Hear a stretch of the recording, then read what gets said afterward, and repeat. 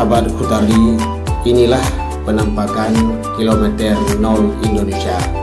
Ternyata kilometer 0 Indonesia ini berada di Aceh, yaitu di Sabang, Provinsi Aceh. Tugu kilometer 0 ini merupakan sebuah tugu yang sangat banyak dikunjungi oleh para wisatawan, baik dari mancanegara maupun dari daerah Aceh sendiri.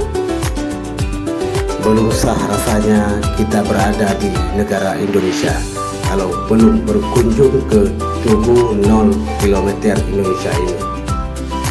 Tugu kilometer 0 Indonesia ini berada di Kota Madia, Sabang, Pulau Sabang, Provinsi Aceh, dan sangat banyak dikunjungi oleh para wisatawan lokal dan juga wisatawan dari interlokal setiap harinya.